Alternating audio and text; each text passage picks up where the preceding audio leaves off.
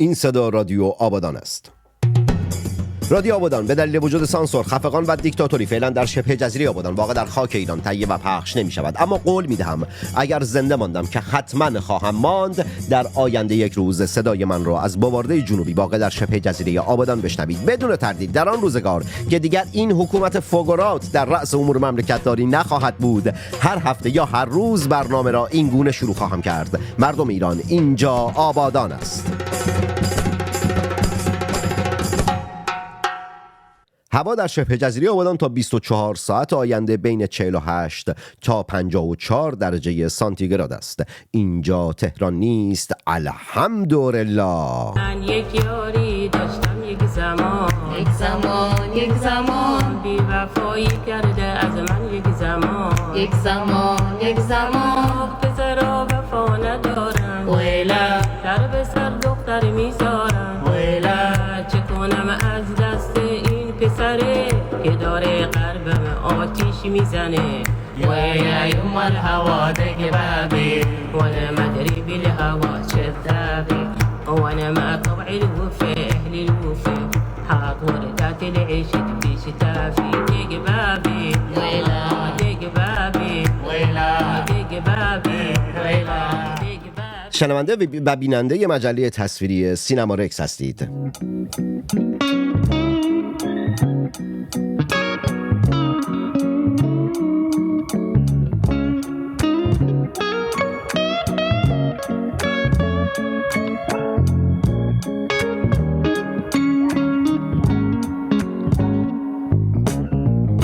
امیدوارم که حال دلتون خوب باشه، هرچند که جمهوری اسلامی نمیذاره حال دل هیچ ایرانی خوب باشه. خنده اصلی به دل، خنده لب آب و گله. تا زمانی که جمهوری اسلامی است نمیذاره خنده به دل ما ایرانی‌ها نقش ببنده، اصلا همچین رخ بنماید. چقدر ادبی. چند روز پیش داشتم با جگرگوشه‌ای پاره تنی صحبت میکردم، یه دفعه یه جمله‌ای گفت، با تعجب نگاش کردم، بعد نگام کرد، گفت خودت خواستم ادای تو رو در بیارم ادبی صحبت کنم. آجی من ادبی صحبت نمی کنم که، من از واژگان درست استفاده می کنم. همین. حالا بگذاریم. شکوفای گیلاس، گلای لال عباسی، حال دلتون چطوره؟ خوشگلید؟ رو فرمید؟ قشنگید؟ هستید؟ ولی جمهوری اسلامی چه فایده؟ نمیذاره که این قشنگی ها عیان بشه.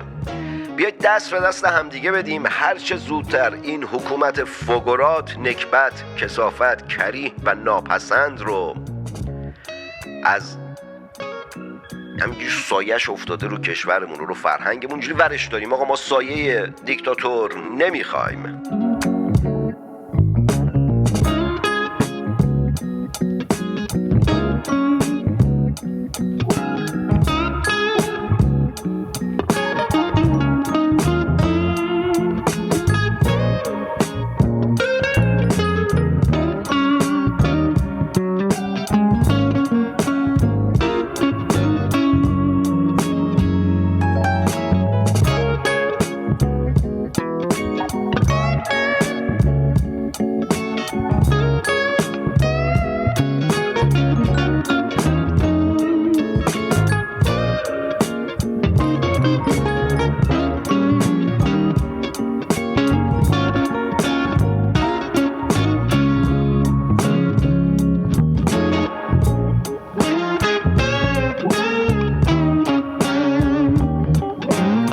میم زیبا هم این پشت سر من داره رخ می نماید. نگاه کن هموطن خوشگل، قربون قد و بالات بشم من. در این قسمت از برنامه رادیو آبادان به بیانیه 23 گروهی که ضرورت پذیرش رهبری شاهزاده رضا پهلوی رو یه بیانیه دادم، 23 تا گروه که یک برنامه هم در موردش رفتم، گفتگویی با محمود ابطحی داشتم که اینجا میذارمش، میتونید نگاه کنید اگر ندیدید. یه سری کنش ها و واکنش هایی داشته که به مهمترین هاش خواهم پرداخت و یه مقداری صحبت میکنم واسهتون جدا از اینکه قربون صدقتون میرم یه مقداری هم صحبت میکنم واسهتون، شاید یه شعری هم واسهتون خوندم. حالا قبل از اینکه اصلا بخوام شعر بخونم و قبل از اینکه بخوام این کارها رو انجام بدم و قبل از اینکه بخوام یک سری کارهای مشتی و باحال بکنم و حرف بزنم و وقتتون رو همچین ازتون به سرقت ببرم، تلاش میکنم که وقتتون رو هدر نداده باشم. شما خیلی خوشگلید، خیلی قشنگید، خیلی محبت دارید از اینکه میشینید مجله تصویری سینما رکس رو نگاه میکنید. من قاعدتا نمیتونم انتظار تمام شما رو برآورده بکنم. من قاعدتا نمیتونم برای 80 یا 90 میلیون نفر برنامه سازی کنم. من یک توانایی محدودی دارم. بر اساس توانایی خودم، بر اساس فکر، نگاه، آگاهی و بینش خودم تلاش میکنم برای اونهایی که نظر، نگاه و دیدگاهشون نزدیک به من هست درست برنامه سازی کنم، با کیفیت برنامه بسازم، چرند نگم، کوالیته تصویر و صدای خوبی رو عرضه بکنم.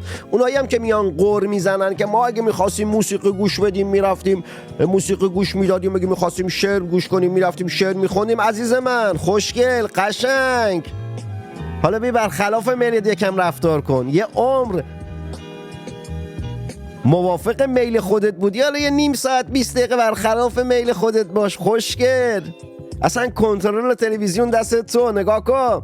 اصلا باد کولر او جنرال زبونم نچرخید، نه اصلا ول کن، او کولر انترا بود، اسمش انتر بود. بعد اصلا باد کولر به تو بخوره، تو جلو بشین، بیا کنترل دست تو. اصلا ما میرم آنتن میچرخونم، تو پایین بشین، هر وقت صاف شد بگو خوبه. پس چه دعوا داری؟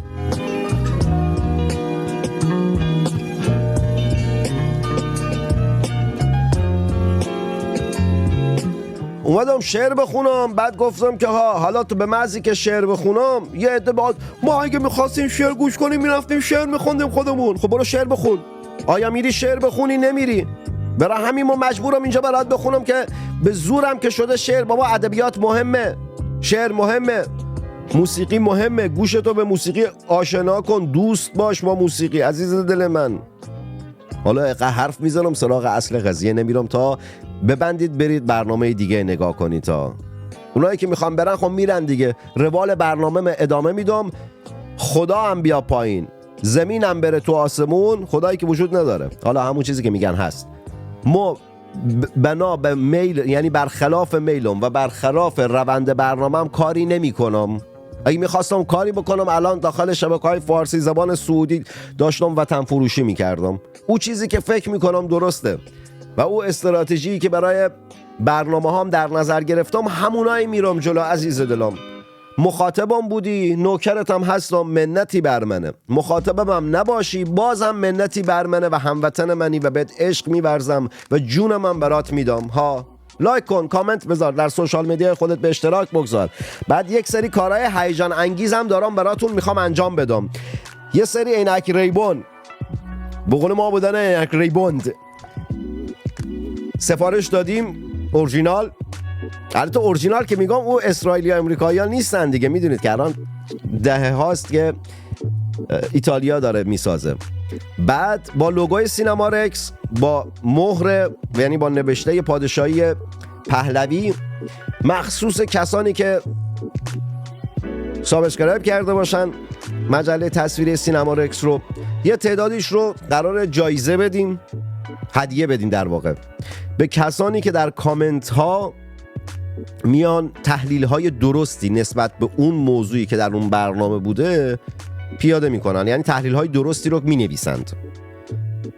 هر تحلیلی که درست‌تر باشه در برنامه هایی که اعلام میکنم به قید قرعه، اون تعدادی که تحلیلاشون تحلیل های درستی بوده بر اساس اندیشه، فکر، ایران دوستی، اینجور چیزها بوده، اگر دوست داشته باشن میتونن بیان مهمان برنامه هم باشن. اگر نه که بهشون یه جورایی حالا مثلا واسهشون کامنت میذارم که آقا داخل اینستاگرام دایرکت بده تا هماهنگی بکنیم. مثلا تو شما برنده یک عینک ریبون سینما رکس شدید که هم لوگوی سینما اسم سینما رکس روشه، هم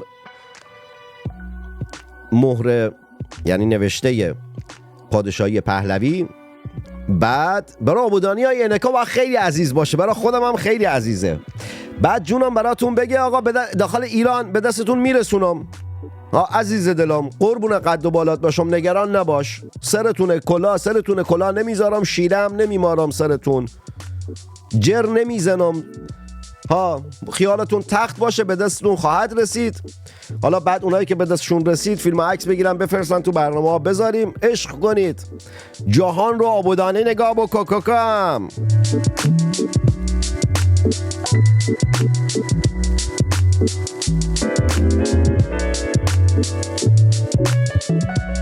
کم کم بیام به سراغ موضوع. آقا 23 تا گروه اومدن یه بیانیه‌ای دادن که آقا ضرورت پذیرش رهبری شاهزاده رضا پهلوی رو ما میپذیریم، و هم از پادشاهی خواهان بودن هم از جمهوری خواهانی که رهبری شاهزاده رو بهش باور دارن و شاهزاده رو تنها آلترناتیو میدونند. بعدش یه مصاحبه من با محمود ابطحی که از حزب ایران نوین هست داشتم در مورد این بیانیه. نظرها، دیدگاهها، نقدها و هر چیزی که بود رو مطرح کردم. محمودم اومد صحبتاشو کرد و حرفشو زد و اینجور چیزها. یه تعداد از بچه‌هایی هم که عضو اون انجمن‌ها، گروه‌ها، احزابی بودن که امضا کردن هم اومدن گفتن آقا ما می‌خوایم این حرف بزنیم. گفتم باشه، حالا دارم یکی یکی باشون هماهنگی می‌کنم که در روزهای آینده بیارم صحبت کنه. خیلی خوبه که در مورد ضرورت پذیرش رهبری صحبت بکنیم. یه سری نقدها داشتم تو برنامه که مطرح کردم، مثلا به عنوان اینکه آقا اصلا این گروه‌ها کی هستن؟ چرا هیچ رزومه‌ای ما ازشون نداریم؟ چرا ماها یک بانک اطلاعاتی از انجمن‌ها، احزاب، گروه‌ها، نمیدونم سازمان‌ها، اینایی که آقا پادشاهی هستن، ملیگرا هستن، چرا یه بانک اطلاعاتی نداریم ما؟ این بانک‌ها وجود داره که حالا با گذشت زمان کم کم این اتفاقات خواهد افتاد. سعید جان قاسمی نژاد در ایکس خودش اومد در واکنش به این بیانیه 4 مورد رو اشاره کرد که میخونم و بعد واکنش‌های منفی و دوباره واکنش‌های مثبت همینجوری میخونم واسهتون.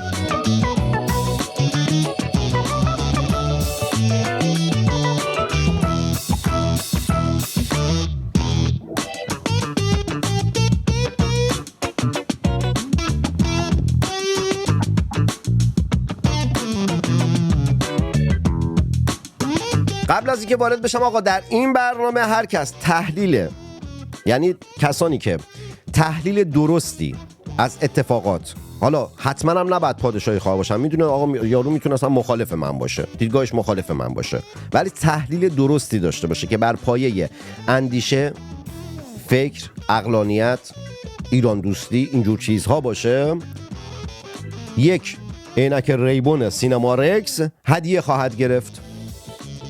حالا بشینید تحلیل بنویسید، قربون قد و بالاتون برام. تو فکر کن عینک ریبونی داریم که سینما رکس روش نوشته، پادشاهی پهلوی روش نوشته شده، رو قابش حک شده سینما رکس آبادان.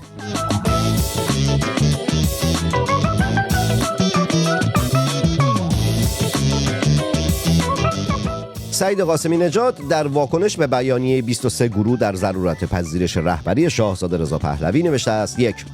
این بیانیه در چارچوب اصول و بنیادهای ملی از سوی گروه‌هایی با سلیقه‌های متفاوت سیاسی، اهم از پادشاهی خواه و جمهوری خواه امضا شده و بر رهبری انقلاب ملی از سوی شاهزاده رضا پهلوی تأکید دارد. این تأکید بر رهبری شاهزاده رضا پهلوی گامی مهم و خوب است و امیدوارم این گروه‌ها تعهد خود به این مسئله را حفظ و تعمیق کنند. رهبری شاهزاده در پروسه انقلاب ملی و دوران گذار مسئله استراتژیک در جهت پیروزی انقلاب ملی و جلوگیری از انحراف آن است. شاهزاده در ماه‌های اخیر بر آمادگی خویش برای هم رهبری انقلاب و هم هدایت دوران گذار تاکید کردند و واکنش این گروه‌ها در صدور این بیانیه و اعلام آمادگی متقابلشان امری مثبت و گامی رو به جلو است.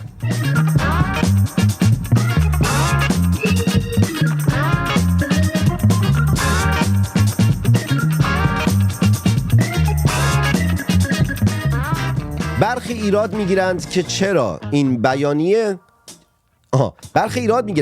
در این بیانیه از شاهزاده به عنوان رهبر نام برده شده و نه شاهنشاه. به نظر من ایرادی بیهوده است. به این دلیل که بیانیه را برخی از جمهوری خواهان نیز امضا کردند. و طبیعی است که جمهوری خواهان پادشاهی نیستند، اما در عین حال پذیرفتن رهبری شاهزاده رضا پهلوی به عنوان رهبر انقلاب و رهبر دوره گذار از سوی این گروه‌های جمهوری خواه گام مثبتی است و به سود جریان پادشاهی خواه نیز هست. اما علاوه بر آن این نیز اهمیت دارد که نیروهای پادشاهی خواه نیز همراه یکدیگر تعهدنامه‌ای امضا کنند که علاوه بر این که رهبری ایشان در انقلاب ملی و دوره گذار را میپذیرند و بر روی نقش ایشان به عنوان شاهنشاه ایران نیز توافق دارند و به آن پایبند هستند. این مسئله از این جهت اهمیت دارد که در سالهای اخیر عده‌ای به خیال خود ایشان را عزل کرده بودند و به دنبال نصب این و آن به عنوان شاهنشاه ایران بودند. کسانی هم بودند و هستند که ظاهراً ایشان را به عنوان شاه قبول دارند، ولی ایشان را به عنوان رهبر انقلاب ملی و دوره گذار نمیپذیرند و یا جایگاه رهبری برای ایشان قائل نیستند. برای پادشاهی خواهان ایشان رهبر انقلاب ملی، رهبر دوره گذار و رضاشاه دوم پادشاه ایران هستند و خوب است که گروه‌ها و چهره‌های پادشاهی خواه تعهد خود به این مسئله را اعلام کنند تا برخی نگرانی‌ها که به حق یا ناحق وجود دارد برطرف شوند.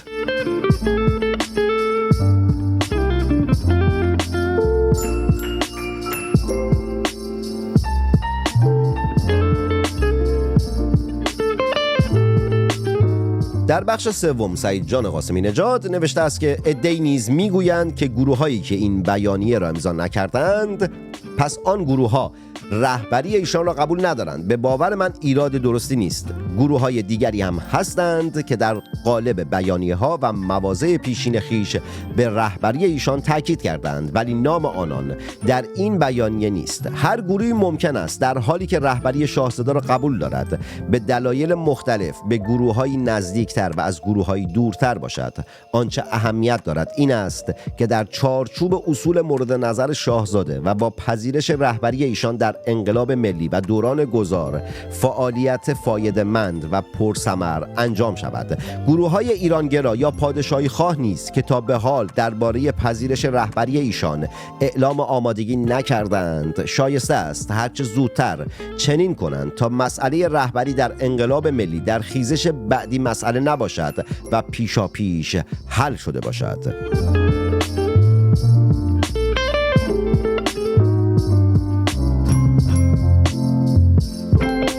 خب من یکی از کسانی هستم، قبل از اینکه اون بخش چهارم رو بخونم، من یکی از کسانی هستم که در مصاحبه‌ای هم که با محمود ابطحی داشتم گفتم آقا کسایی گروه‌هایی که خیلی مدعی هستن، خیلی هم سر صدا دارن و هیچ کاری هم نمی‌کنن و عضوی هم ندارن به اون آنچنان و اینا، مثل نمیدونم حزب مشروطه و جبهه هفت آبان و که جبهه هفت آبان در 2 سال گذشته بارها گفتم آقا باید بیای پاسخگو باشی.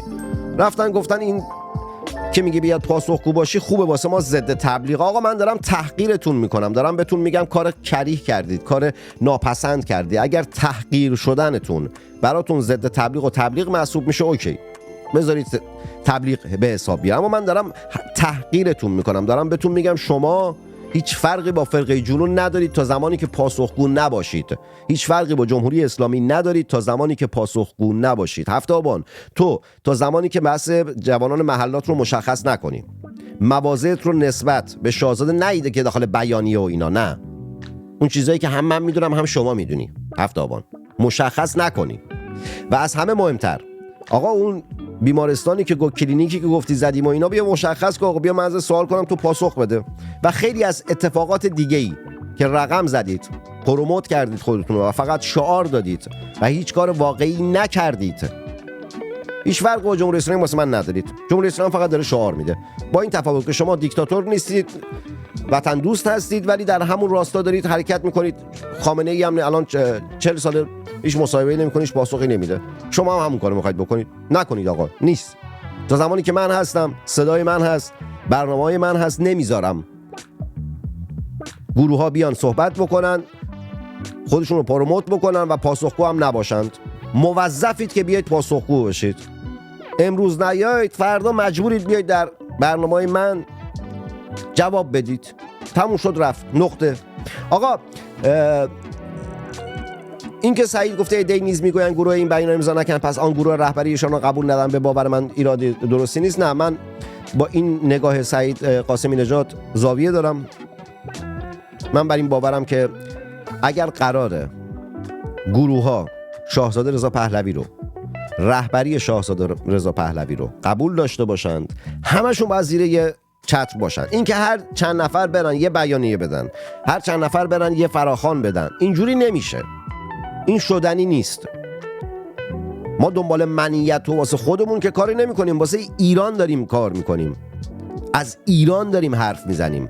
وقتی بحث منافع ملی باشه، بحث آینده کشورمون باشه، من از فلانی خوشم نمیاد، تو نمیدونم من چرا، نمیدونم ما جای حالا برفرض حزب ایران نوین نباشیم که شاهزاده بیاد یا همسرشون در اولین سالگرد ما بیان صحبت بکنن، پس ما اونا رو بایکوت میکنیم. این چیزا نیست حاجی. میگه مهد کودک که نمیدونم فلانی از من از فلانی خوشم نمیاد پس باش بیانیه امضا نمیکنم. بی خود خوشت نمیاد، تو واسه این میگه واسه خودت میخوای امضا بکنی، واسه ایران میخوای امضا بکنی. در نتیجه من این رو نمیپذیرم که گروه ها نمیدونم با هم دیگه اختلاف نظر دارن. بله اختلاف نظر دارن داخل این 23 تا گروه، میگه با هم دیگه موافق بودن، خیلیشون با یکدیگر مخالف هستند، ولی در مورد ایرانه. هرچند که من با خود این بیانیه هم مشکل دارم باید مشخص باشه این گروه چند تا عضو دارن، چه تأثیری داشتن، چه کارهایی کردند. اینکه هر کس بیاد یه انجمن بزنه، یه حزب بزنه، یه گروه بزنه که قبول نیست. که قرار نیست هرج و مرج حزبی و گروهی و جبهه‌ای ایجاد بکنیم. که من با این نظر سعید یعنی مخالف هستم. تلاش میکنم امروز یا فردا مصاحبه‌ای در این مورد باهاش داشته باشم و اونجا با هم دیگه رو در رو صحبت بکنیم، نظراتشو بگه، من نظراتمو بگم و امیدوارم بتونم برنامه مفیدی واسهتون داشته باشم. در بند 4 سعید قاسمی نژاد می‌نویسد که این پذیرش بایستی با فعالیت‌های عملی در تعمیق و تثبیت رهبری ایشان و پیشبرد انقلاب ملی همراه باشد و منحصر به حرف و بیانیه نشود. که منم کاملا با این حرف موافقم. فقط در حد حرف و بیانیه ما نباید کار بکنیم. آقا ملت خسته شدن از حرف و بیانیه. کار عملی، کار اجرایی اگر داری بسم الله بیا وسط.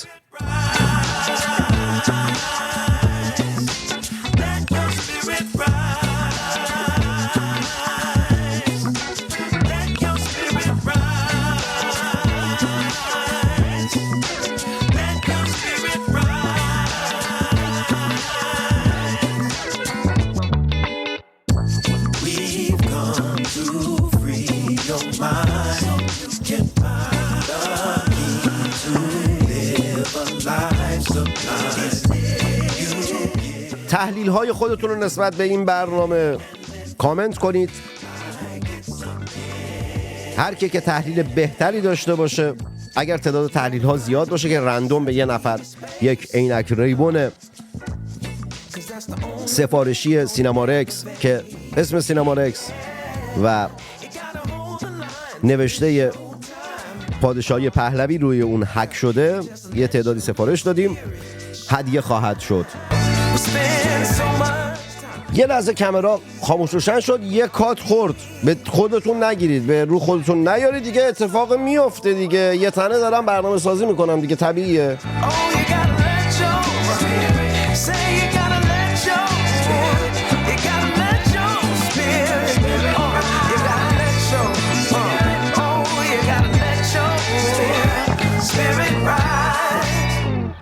شنونده و بیننده مجله تصویری سینمارکس در برنامه رادیو آبادان هستید.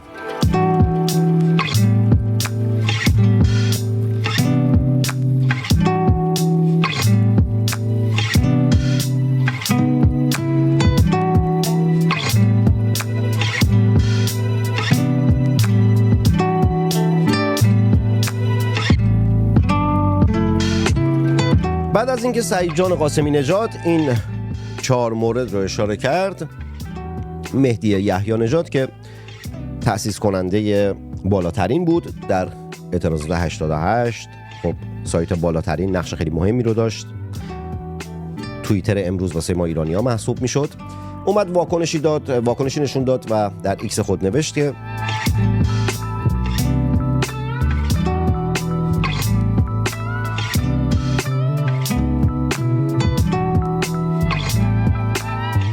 این همه تاکید و فعالیت از طرف حامیان آقای پهلوی برای اینکه ایشان را رهبر واحد معرفی کنند تنها برای ایشان هزینه درست کرده و منجر به دشمنسازی در میان الیت جامعه شده است. اگر کسانی هنوز فکر می‌کنند که برای انقلاب در ایران به یک رهبر واحد نیاز است، این با حرکت‌های نمایشی وکالتگیری و بیانیه صادر کردنها حاصل نخواهد شد. مرجع شدن با فعالیت و به طور ارگانیک حاصل می‌شود، نه با کارهای تصنعی. اگر خمینی در سال 57 رهبر واحد شد، به خاطر شجاعتش در سال 1142، شبکه سازیش از عراق، مرگ مشکوک پسرش و زندگی ساده و عارفانه‌اش بود. برای رهبر شدن مخلوطی از شجاعت و هزینه دادن، سازماندهی، منش جذاب فردی و کاریزما نیاز است. خمینی همه اینها را در حد اعلا داشت. هم شجاع بود و هم حاضر به هزینه دادن بود. سازماندهی هم از طریق نیروهایش به خوبی انجام می شد. زندگی ساده و عارفانه‌اش هم برای ایران آن زمان بسیار جذاب بود. قبل از اینکه بخوام واکنش دیگران رو نسبت به این گفته مهدی یحیی نژاد بگم، مهدی رو من میشناسم، چندین بار با یکدیگر در سالهای گذشته گفتگو داشتیم. انسان محترمی است، اما خب چرند نوشته. قرار نیست هر انسان محترمی، هر کس که من دوستش دارم بهش احترام میذارم حرف درست بزنه. که خیلی هم هست من دوستشون دارم چرت میگن، خیلی هم هستن که آدمای محترمی هستن اما احمقانه فکر میکنن. اولا که خمینی نمیدونم آدم با شعوری که نبوده که. بعد مقایسه خمینی با شاهزاده رضا پهلوی که حالا مهدی جان یحیی نژاد و امثال اون بهش میگن رضا پهلوی، ما میگیم شاهزاده رضا پهلوی، اینا میگن رضا پهلوی، هیچ مشکلی نیست. فرق میکنه، اصلا منششون فرق میکنه، شخصیتشون فرق میکنه. کسی که تحصیل کرده است با کسی که بزرگترین کار زندگیش آفتابه بوده که با آفتابه عکس یادگاری بگیره، خب خیلی فرق میکنه. کسی که عملاً دکترای سکسولوژی داشته، شما اون رساله‌شو که باز بکنی از انگشت تو مقعد بگیر تا نمیدونم همخوابگی با عمه و فلان و بیسار و همه این چیزا هست دیگه، نمیدونم انگشت تو مقعدت بکنی که طهارت پیدا کنی. آقا خوشش میومده، دوست داشته، خب خیلی ها هستن دوست دارن، به ما چه ربطی داره؟ لباس زیر آدم‌ها به ما ربطی نداره که. ولی شعور آدم‌ها و شعور کسی که می‌خوایم در مورد ایران بذاریمش جلو مهمه واسه ما. نمیتونی همچین شخصی رو با شاهزاده رضا پهلوی مقایسه کنیم. بعد نمیدونم نکاتی رو که گفتن کاریزما یعنی چی مهدی جان؟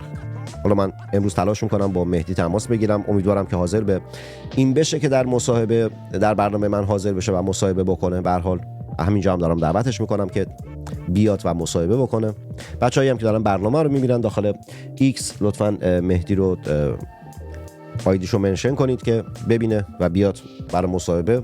خودم هم حالا بهش پیام خواهم داد داخل واتساپ. بعد جونم واسهتون بگه یکی یکی به موارد میرسم. این که برگشتی گفتی که نمیدونم به خاطر شجاعتش، یک بچه 6 ساله هم میتونه ادعای شجاعت بکنه مهدی جان. کسی هم که لاته ادعای شجاعت میکنه، اراذل و اوباش هم مدعی شجاعت هستند. بعد ببینیم شجاعت با تدبیر، با آینده نگری، با شعور آمیخته هست یا خیر، که برای آیت الله خمینی اینگونه نبوده.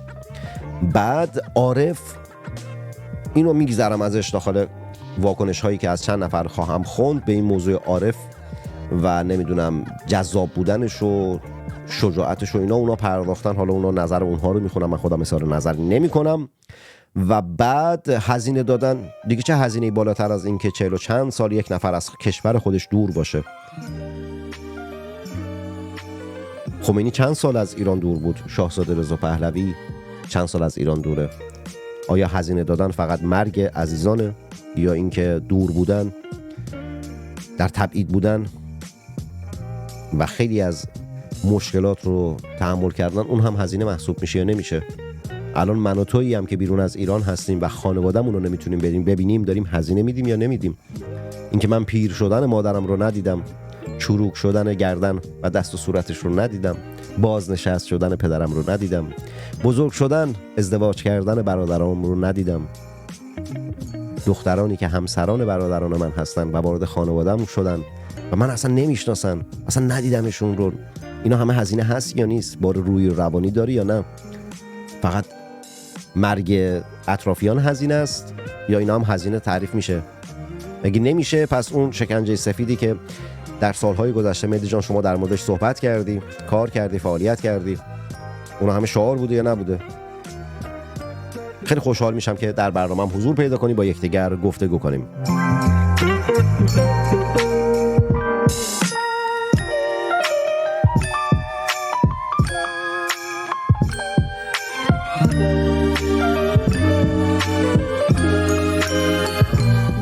سعید جان قاسمی نژاد بعد از این نوشته مهدی یحیی نژاد عزیز اومد نوشت، حالا نه بگی چرا نمیگفتی عزیزا، حرفامو زدم. بعد اومد نوشت که جناب یحیی نژاد گرامی، حالا کمی کوتاه بیا و به فردی که در نوجوانی خلبان هواپیمای جنگی بوده درس شجاعت از جانب خودت و خمینی که دهه آخر عمرش از ترس از تو خونش تکون نمیخورد که بلایی سرش نیاد نده. با احترامات فائقه.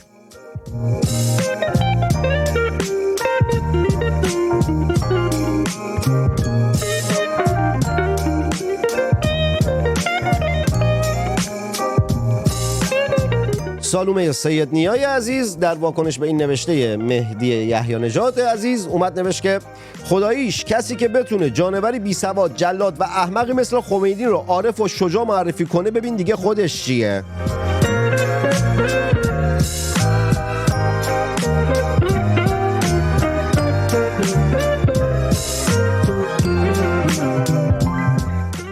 حامد سپهری در واکنش به مهدی نوشته که جناب یحیی نژاد شما به بزرگواری خودتان ببخشید که شاهزاده رضا پهلوی مثل خمینی به راحتی دروغ نمیگوید و روی زیلو نمی نشیند. ببخشید که ایشان شجاعت ندارند که با حق رأی دادن زنان مخالفت کنند و با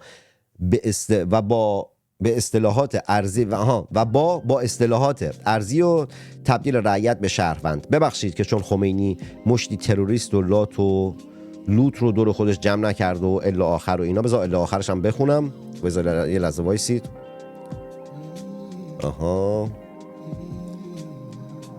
کجا بودم؟ دور بر خودش جمع نکرده که در اردوگاه فلسطینی ها آموزش چریکی ببینند. ببخشید مثل خمینی دستور سینما رکس آتش زدن مثل خمینی دستور سینما آتش زدن و کشتن انسان ها رو صادر نمی کنند. ببخشید مثل خمینی فرزندانشان تریاک مصرف نمی کنند که به خاطر افراط در تریاک کشی سنگکوب کنند. ببخشید مثل خمینی وعده دروغ نمیدند. خاک بر سر الیتی که مظهر شجاعتش و هزینه دادن و منش داشتنش فرومایه روانپریشی به نام خمینی باشد. که بعد مهدی یحیی نژاد در واکنش به آیه سپهری اومده نوشته که آیه سپهری اشتباه است که اصل مطلب را به کنار بزنید و به حاشیه پاسخ بدهید. این که خمینی شخص پلیدی بود و عوام فریبی کرد و درش بحثی نداریم و امروز نمیخواهیم هیچ کدام از رهبران سیاسیمان همچون او باشند. اگر به دنبال درست کردن رهبر واحد هستید، حرکت‌های نمایشی تنها به شما لطمه خواهد زد.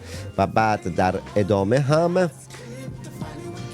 بازش کنم، لطمه خواهد زد رو بذارید پیدا کنم. لطمه خواهد زد. راهکار در عمل است.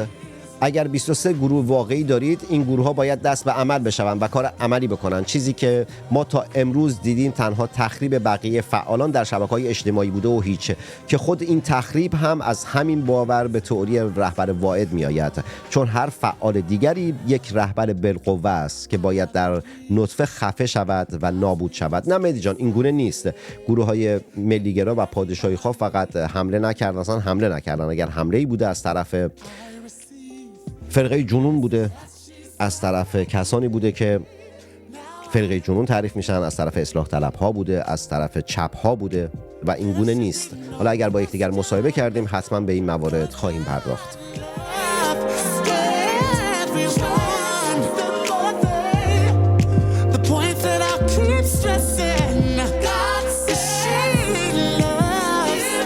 کاربری دیگر در واکنش به نوشته مهدی یحیی نژاد گفته که خمینی جذابیت فردی و کاریزما نداشت. ملاک جذابیت افرادی که مانند شما فکر می‌کنند خیلی داغون بود. حدود 50 سال گذشته و اکنون اکثر نوجوانان و جوانان ملاک‌های درست را به خوبی تشخیص می‌دهند. به همین دلیل است تنها نامی که الان در ایران فریاد زده می‌شود پهلوی است. ایران پادشاهی.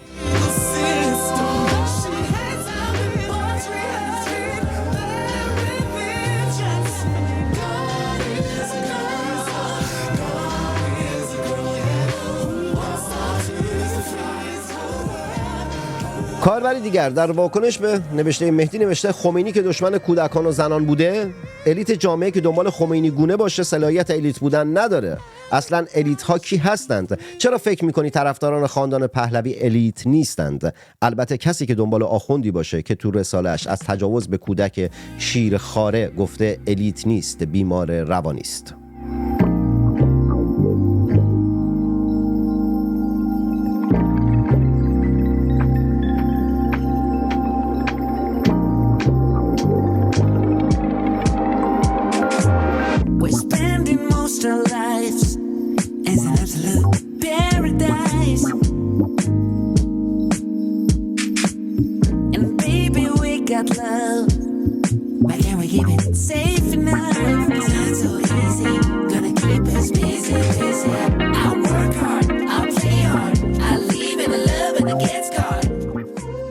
کاربران دیگری هم اومدن خب واکنششون دادن با ادبیاتی که دارند که اصلا ادبیات بدی نیست. به هر حال ادبیات واژگان هستند که ما از اونها استفاده بکنیم دیگه. واکنش های دیگری داشتند مثل، حالا من بوق میذارم رو اون کلمات، نه به این خاطر که بخوام سانسورشون بکنم و نه به این خاطر که میخوام یک گفتمانی شکل بگیره، میخوام لجبازی نشه. بیان تو برنامه با هم دیگه صحبت بکنیم، اونجاست که میفهمیم کد تن کیه و آیا خمینی شجاع بوده یا نبوده. بعد جونم براتون بگه که کاربری دیگر در واکنش به مهدی یحیی نژاد نوشته است که جنون و خودکشی دست جمعی ایرانیان در انقلاب اسلامی باید هم رهبری چون خمینی می داشت. ایران ستیزانی چون تو که مبتلا به عقده پهلوی هم هستند، افکار و عملکرد جنایتکارانه و مرتجعانه دیکتاتوری مثل خمینی ملعون را کاریزما می نامند، وگرنه کدام عقل سلیم و ایرانگرایی بعد از دیدن نتایج انقلاب اسلامی و خیانت ارتجاع سرخ و سیاه میتواند به ستایش خمینی بپردازد.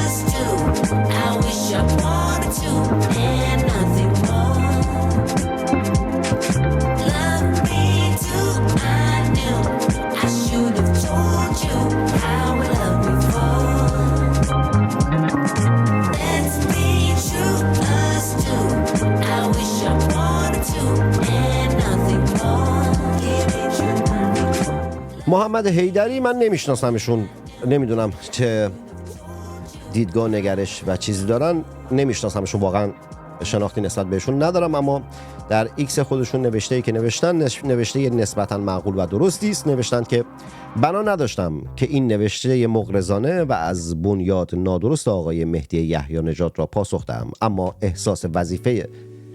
احساس وظیفه ملی برای نجات میهن مقدم بر عدم تمایل شخصی است. لحظا نکاتی را نه برای آقای یحیی نژاد که امیدی به بی‌طرفی و جستجوگری وی جهت دریافت حقیقت ندارم، بلکه برای مخاطبان جستجوگر و قضاوت افکار عمومی مینگارم. یکی از نکات کلیدی که به نظر میرسد دغدغه اصلی یحیی نژاد و رفقا و اشخاص ایدئال وی نیست، اولویت براندازی رژیم جمهوری جانیان اسلامی است که از این رو که یحیی نژاد با اصل نیاز به رهبری واحد ملی و سیاسی جهت پیروزی انقلاب مخالف است. اما واقعیت این است که در بسیاری از انقلاب‌های موفق تاریخی وجود یک رهبر متناسب با بستر و جنس انقلاب‌ها نقش مهمی در هدایت و انسجام حرکت انقلابی و تحرک لایه‌های اجتماعی و اعتماد مردم به پروسه انقلاب داشته است. بدون یک رهبر واحد ملی و سیاسی احتمال بروز اختلافات داخلی، عدم تشکیل هسته مرکزی و در نهایت شکست انقلاب افزایش می‌یابد.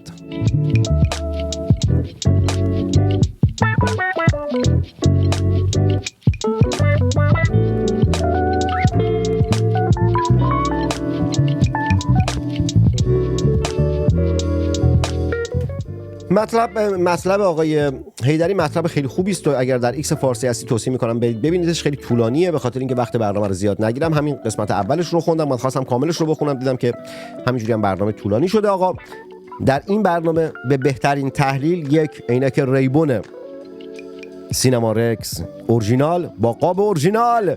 آبادانی‌ها میفهمن ریبون اورجینال و قاب اورجینال یعنی چی ها. هدیه داده میشه. در آینده تعداد بیشتری از این عینک‌های سینما رکس هدیه خواهد شد. هیچ اسپانسری نداره، از هزینه خود یوتیوب دارم این کار رو انجام میدم که بتونم تولید و گفتمان کنم، بتونم بیشتر شما رو مشارکت بدم در برنامه ها. هدفم این است، وگرنه هدف دیگری ندارم. برای فروش هم احتمالاً خواهم گذاشت در آینده، الان نه، چون که هزینه خیلی زیادی میبره و الان اون هزینه رو نداریم ما. من روزنامه نگارم و از حمایت های شماست که دارم زندگیم رو میگذرونم. چرا؟ چون که در حدوداً 2 سال گذشته که از مدیای و رسانه فارسی اومدم بیرون و دارم در یوتیوب براتون برنامه سازی میکنم، سرمایه گذار و اسپانسر برنامه های من شما هستید. همین لایکاتون و کامنتاتون و تماشا کردن برنامه و اونایی که سوپر چت و تانکس میزنن یا اینکه در از طریق پیپال کمک میکنن، سرمایه گذار این شما هستید. همینه، سرمایه گذار من اینه. شبکه‌های فارسی زبان سعودی سرمایه گذار من نیستند. بدانید و آگاه باشید. شنونده و بیننده مجله تصویری رادیو آبادان هستید. من یک یاری داشتم.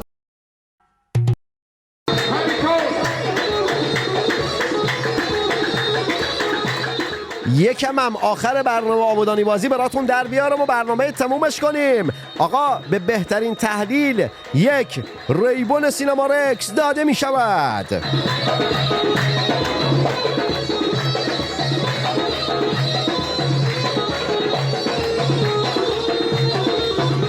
ترک خوردید اصلا؟ نه ترک خوردید، یهو از اون موسیقی و فضا افتادید تو بندری. نه یه همچی چیزایی ما تو خودمون داریم.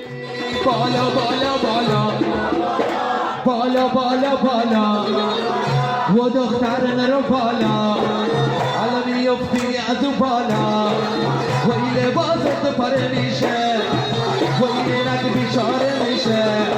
هی بالا بالا بالا هی بالا بالا بالا حالا بیا حالا حالا حالا دست بزنه. ای بابا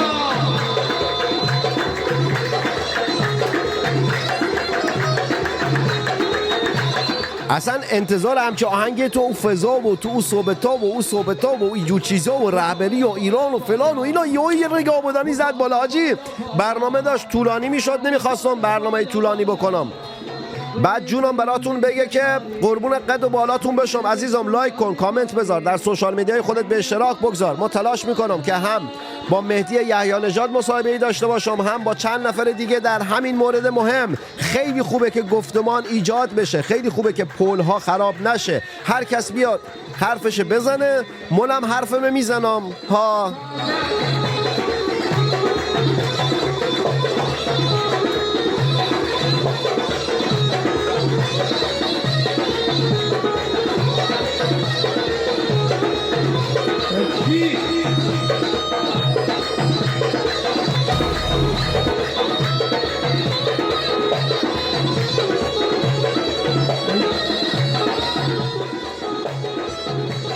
اونایی که عینک ریبون اورجینال سینما رکس میخوان تحلیل کنید تا بتونید این شانس داشته باشید برنده یک ریبون اورجینال سینما رکس باشید. میدن ایتالیا با قاب اورجینال. ولک بیو بام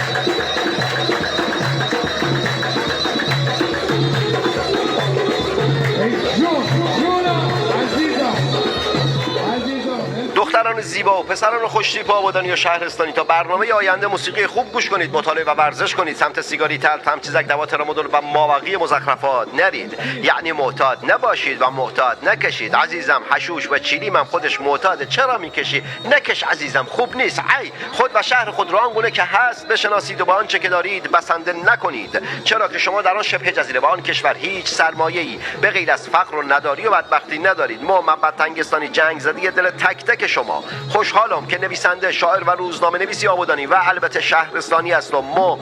خیلی خوشحالم که میتونم برای شما برنامه سازی کنم، حتی آنهایی که درگیر بیماری احتیاط هستند، تا برنامه آینده جنگ زده دل تک تک شمام. وعده ما آبادان کواترا خونه ننمینا خلاص.